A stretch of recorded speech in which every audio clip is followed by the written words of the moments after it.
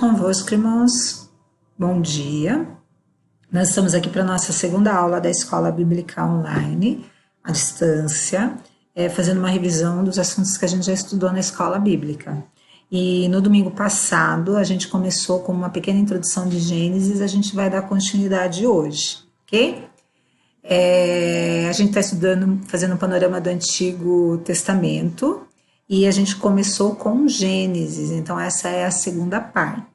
Antes da gente dar continuidade, é interessante a gente relembrar qual é o objetivo, por que a gente está estudando o panorama bíblico de Gênesis. Então vamos ver qual é o alvo dessa lição. É que você tenha uma visão geral do livro de Gênesis, com ênfase nos começos. A gente erroneamente, às vezes, reduz o livro de Gênesis apenas ao relato da criação, e Gênesis é muito mais do que isso. É que você deseja, ao estudar o livro de Gênesis, conhecer mais do Criador, e que, como ação, né, como a tua atitude, você louve ao Senhor pelos atributos dele, por quem ele é, pela sua grandeza, pelo seu poder, pelo seu cuidado conosco. Quando a gente lê o livro de Gênesis, a gente tem que perceber essas coisas e louvar a Deus por quem ele é, ok? Voltando a falar um pouquinho de Gênesis, né? O autor, de novo, né? Repetindo, o autor é Moisés, foi escrito para o povo de Israel. A palavra-chave é começo, o versículo-chave é Gênesis 1:1. No princípio criou Deus os céus e a terra. Então, voltando a falar aqui dos começos, né? Observe que esse livro ele tem um registro de vários começos. Começo do mundo, começo da humanidade e também de hábitos e convenções que os homens desenvolveram. Então, aqui tem o registro. Você pode ver na tua Bíblia depois, anotar agora e ver, porque não dá tempo de ver agora, porque o nosso tempo é curto, tá bom? Então, o que a gente pode falar lá? Gênesis 1, versículo 1, diz assim, no princípio criou Deus os céus e a terra, então o registro ali é do começo do mundo. Gênesis 1, do versículo 26 e 27, diz lá assim que criou Deus, o homem, à sua imagem e semelhança. Então, é o início da raça humana, da humanidade. No capítulo 2 de Gênesis, versículo 24, tem o início do casamento.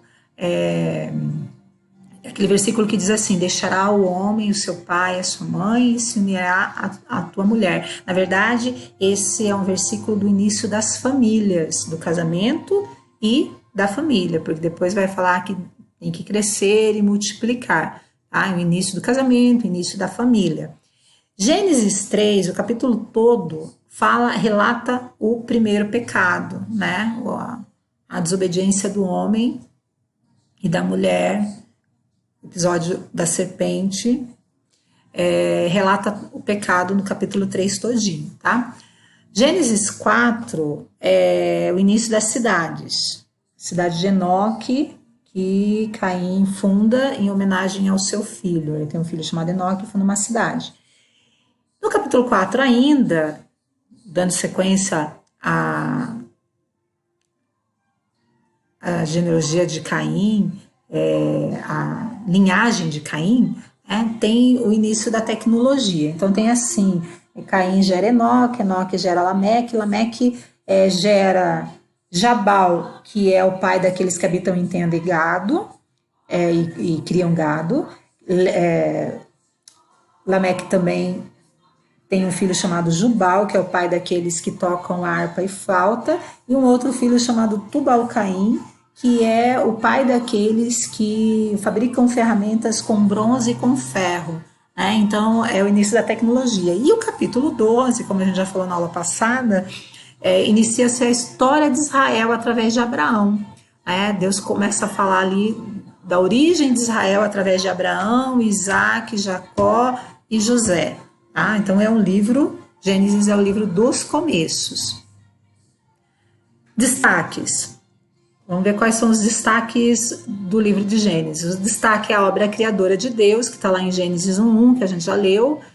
O outro destaque está no capítulo 3, que é o pecado do homem, mas tem um versículo, né, no capítulo 3, que é versículo 15, capítulo 3, versículo 15, que diz assim, porém inimizade entre ti e a mulher, entre a tua descendência e o seu descendente, este lhe ferirá a cabeça, e tu lhe ferirás o calcanhar. Aqui a gente tem a primeira promessa de salvação, é a primeira promessa messiânica. O descendente da mulher é Jesus Cristo, que venceria a serpente, o diabo, para sempre. Nesse momento que o homem peca, a gente já vê Deus entrando, né, com a solução desse problema que o homem havia criado através do pecado, né? Deus vem com a solução para o problema do pecado do homem, que é Jesus Cristo. A primeira promessa do Messias está em Gênesis, capítulo 3, versículo 15. E o propósito do livro, né? Qual é o propósito da escrita desse livro? Gênesis representa começos que incluem julgamento, graça e sempre uma nova chance de recomeçar. Ele fez isso com Adão e Eva, né? Quando ele dá uma chance de recomeço, eles saem do paraíso, mas ele dá uma chance de recomeço para eles. Ele fez isso também com Noé, quando ele se entristece e se arrepende, né, de ter criado a humanidade, mas ele escolhe a família de Noé e dá uma nova chance para a humanidade através da família de Noé. E com o início de Israel, do povo de Israel. Por quê? Porque Deus escolheu um povo, né, e ele dá o início, em Gênesis ele dá o início ao povo de Israel. Deus escolheu um povo que ele disciplinou mais tarde, que ele julgou. Por quê? Porque ele desejava um povo santo, tá? Então, o propósito é esse. Ele deseja o mesmo para nós, né? Que a gente analise a nossa vida, que a gente confesse os nossos pecados e que a gente dê lugar ao Senhor, a um recomeço, uma nova chance com o Senhor. Amém? Vamos à sequência aqui. Doutrinas de Gênesis, né? Então, ali, ó, Gênesis 1, que a gente já leu, né? Algumas vezes, diz ali que Deus é único, só ele é o Criador, né? Ele é único. Gênesis do 1, versículo 26 até o 2, 25, mostra ali que Deus é um Deus pessoal, né? Ele ensina assim que apesar da grandeza de Deus, né? Deus cria todas as coisas e ele cria o homem, Deus se relaciona conosco de maneira pessoal. Então, ele conhece a necessidade, ele fala com a gente de forma particular. Aí você vê assim que Deus dá as instruções pessoalmente a Adão, depois ele vê que Adão estava só, ele vê a necessidade de uma companheira. Então, Deus se relaciona de forma pessoal conosco, né? Isso é maravilhoso, a gente saber que Deus não é um Deus que está longe, distante, mas é um Deus que está conosco. Gênesis 3,15, como eu já falei, né? O pecado nos separa de Deus, mas imediatamente Deus vem e prepara uma maneira de salvar o homem, né? Ele diz isso nessa promessa messiânica. Então a gente tem que louvar a Deus, ó, essa é uma atitude que a gente tem que ter, de louvar e adorar a Deus, porque ele decidiu nos salvar. É um versículo assim para a gente ter guardado no nosso coração.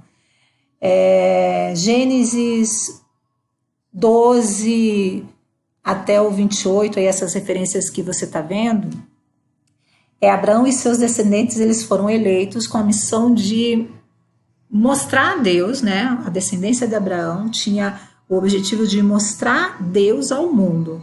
As nações deveriam reconhecer o Senhor pela demonstração dos atributos dele ao guiar os israelitas. Então, os outros povos, ao ver o cuidado que Deus tinha com os israelitas, deviam reconhecer a grandeza de Deus, né? E que Deus cuidou deles durante a história. E Gênesis 37 até o final, do capítulo 50, relata a história de José. Você vê que o mal é revertido em bem, né? Por quem? Através do Senhor. Então, de uma tragédia onde José é vendido pelos irmãos, Deus transforma aquilo numa bênção para o mundo todo, né? Porque José vai parar lá no Egito, vai ser governador, vai vir um tempo de fome, e José abençoa não só o Egito, mas abençoa o mundo todo daquela época. Então, Deus é especialista em reverter situações ruins, tragédias, em bênçãos. Que coisa maravilhosa a gente ouvir isso nesse tempo, né, irmãos? É muito joia. E acabou os meus 10 minutos e eu não terminei Gênesis, tá? Então fica assim, ó. Para domingo eu encerro Gênesis, a gente vai fazer um paralelo entre Gênesis e Novo Testamento. E eu espero que isso abençoe você. Se você puder olhar essas referências, ler na tua casa, vai ser bênção para você, tá bom? Deus abençoe, querido. Fique com Deus. Até domingo.